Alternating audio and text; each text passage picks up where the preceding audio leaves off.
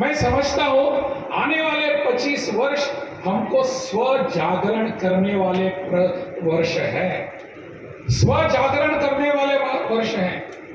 स्वदेश होगा, स्वभाषा होगी, स्वदेशी की यहाँ के आवश्यकता उपकरण जो है, यहाँ के अप्लायंसेस है स्वदेशी होंगे, स्व इतिहास होगा, स्व परंपरा होगी, स्व शिक्षा होगी। इसके आधार पर हम आने वाले 25 वर्षों को हम यहाँ मनाएंगे और उसके बाद अपने देश की उद्यमिता इतनी बढ़नी चाहिए कि पूरा विश्व हमको देखते रहेगा। हमारी वाणिज्यिकता इतनी बढ़नी चाहिए, पूरा वे देश हमारे यहाँ मार्गदर्शन करने आएगा।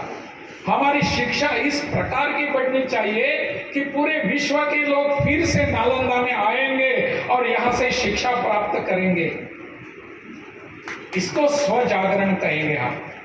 यह स्व जागरण का विषय लेकर हमको आगे बढ़ने की आवश्यकता है। वैसे तो भारत को हमारे अनेक लोग कहते हैं ये सोने की चिड़िया थी। सोने की चिड़िया कहाँ थी? यहाँ लूटने के लिए सब आते थे। अनेक उदाहरण है, हम देखते हैं, इतिहास में पढ़ते हैं। सोने की चिड़िया, यहाँ भारत सोने की चिड़िया थी। मुझे सोने की चिड़िया पसंद नहीं है, सोने की चिड़िया पसंद नहीं है। हम सबके प्रयासों से आने वाले 25 वर्षों में अपना देश सोने का शेर बनेगा और दहाड़ को एक लगाएगा पूरे विश्व में। सोने की चिड़िया की कल्पना छोड़ दीजिए, हम सोने के शेर बनेंगे। पूरे विश्व को लगना चाहिए शेर आया है। चिड़िया को कौन भी देखता है? शेर के सामने सब नतमस्तक हो जाएंगे। ऐसा एक शेर अपना देश बनेगा, विश्व गुरु बनने का हमारा सपना ऐसे ही सब पूरा हो जाएगा। मुझे लगता है इस दिशा में हम सबको शिक्षा को लेकर जाना है, हमारी संस्कृति को लेकर जाना है, हमारा विश्वास इस दिशा में जाने की आवश्यकता है। और ऐसे प्रयासों में आज जैसा जो कार्यक्रम है, ऐसा कार्यक्रम हम सब महानुभावों को लिए एक चिंतन करने का, मनन करने का अवसर देता है। इस अवसर पर हम कुछ चिंतन मनन करने के लिए इकट्ठा आए हैं। अन्यथा सब हम हमारे भाषण सुनकर जाएंगे और भाषण सुनने के बाद अपने अपने घर में जाकर अपने कामों में फिर से जुट जाएंगे। परंतु ऐसे जो कार्यक्रम होते हैं वो इस कार्यक्रमों से कुछ सीखने की आवश्यकता होती है। यहाँ जो सभी भाषण हुए, उन सभी भाषणों से हमने कुछ न कुछ सीखा। मेरा ऐसा मानना नहीं है कि मैं आपको कुछ मार्गदर्शन करूंगा, मैं आपको कुछ यहाँ आकर कुछ मनन चिंतन करने के लिए संदेश दूंगा, बिल्कुल ऐसा नहीं है। परंतु इन सब से मैं भी कुछ सीख कर जाने वाला हूँ। मेरे मित्र दिलीप विदकेकर से मैं अपेक्षा कर रहा था कि वो बहुत देर तक भाषण करे, बहुत देर तक वो कुछ हमको बौद्धिक सुनाए, क्योंकि बचपन से मैं दिलीप का भाषण सुनता आया हूँ। वो और मैं, हम दोनों गोवा के हैं और गोवा में राष्ट्रीय स्वयंसेवक संघ का काम साथ में करते थे। लगभग एक ही साथ हम दोनों प्रचारक निकले और ऐसे दिलीप का जो अध्ययन था, माफ करना मैं उसे दिलीप कहता हूँ, दिलीप जी कहना चाहिए था, परंतु दिलीप का किसी भी विषय के बुनियाद में जाकर उसका अध्ययन करना और वो लोगों को जिस भाषा में समझ में आता है उसको उस भाषा में प्रस्तुत करना, ये दिलीप की खासियत है। और दिलीप के ये सब भाषणों को सुनने के लिए मैं यहाँ आया था। खैर उसके एक निजी रूप में मिलने और आपकी यह सहनशीलता देखकर मैं आप सबको प्रणाम करता हूँ। आपके मन में जरूर विचार आया होगा, भाई आप और कितने बोलोगे, आप एक बज चुका है। परंतु इस सब भावना का कदर करते हुए मैं ज्यादा समय लेने का प्रयास नहीं करूंगा। आज हम इतने अच्छे सुंदर अवसर पर इकट्ठे हुए हैं। सुंदरी देवी सरस्वती विद्या मंदिर के बाल वाटिका का विमोचन, उद्घाटन और इसके जनक डॉक्टर राम स्वरूप महतो की प्रतिमा का अनावरण, ऐसे एक बहुत ही मणिकांचन योग के रूप में हम सब यहाँ इकट्ठे आए हैं। और ऐसे विषय पर जब यहाँ आप सबने महानुभावों का भाषण सुना, इसके पश्चात मेरा कुछ सुनना चाहिए, ऐसे आपके मन में भावना निश्चित नहीं रहेगी, इसका मुझे पूरा विश्वास है। परंतु कार्यक्रम जो होता है तो कार्यक्रम की सभ्यता एक होती है।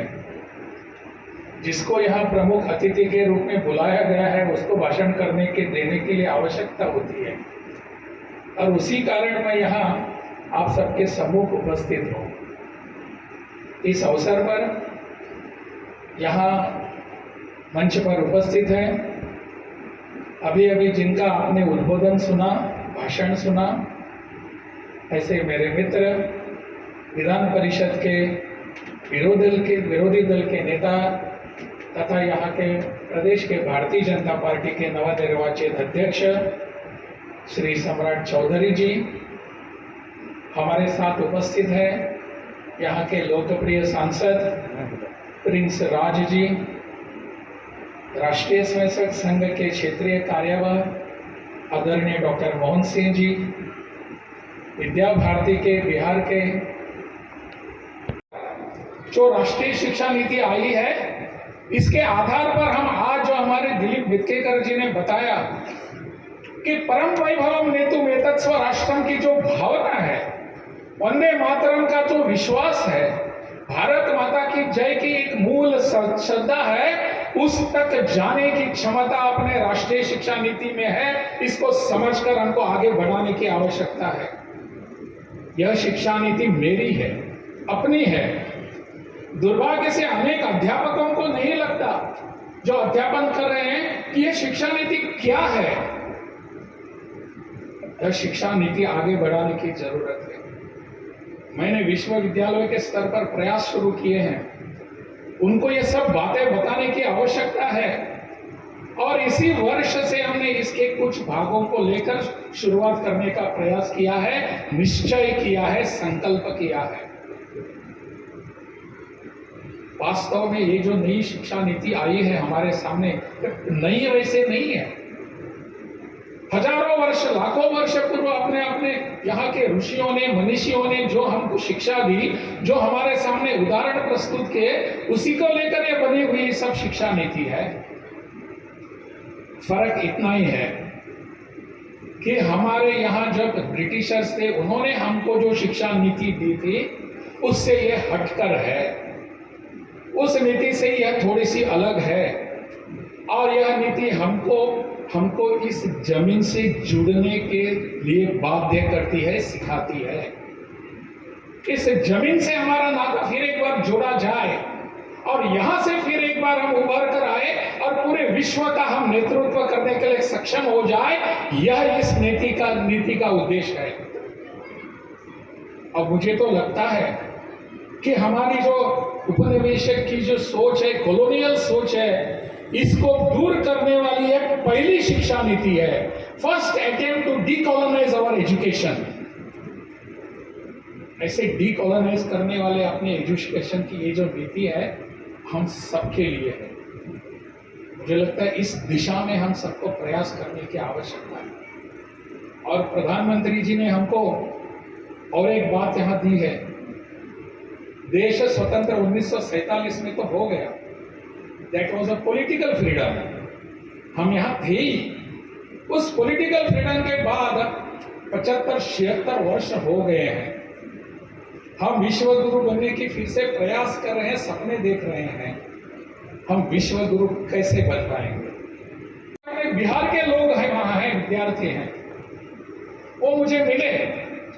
सम्राट जी कह रहे थे कि वो मुंबई में गए थे, वहां बिहार के लोगों से मिले, और उसी दिन जिस दिन अपना बिहार दिवस होता है, उस बिहार दिवस के उपलक्ष्य में वहां के विद्यार्थियों का मुझे फोन आया था कि आप यहां हमको कुछ शुभ संदेश दे दीजिए।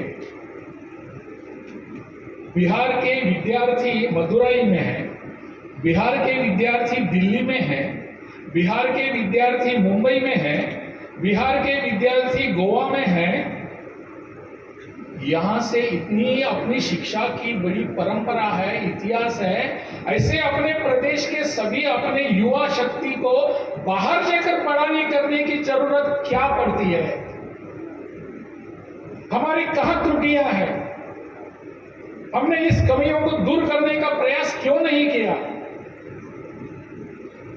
वैसे तो हम बहुत बार सुनते हैं, आज की इस मंच पर भी उसका उल्लेख हुआ कि 1947 में हमारे देश को स्वतंत्रता मिली और पूरा विश्व हमारे यहां देख रहा था कि इस देश की कुछ विशेषता है, इस संस्कृति की, यहाँ के आध्यात्मिकता की एक विशेषता है और पूरा विश्व देख रहा था कि यहां से हमको कुछ सीखने को मिलेगा।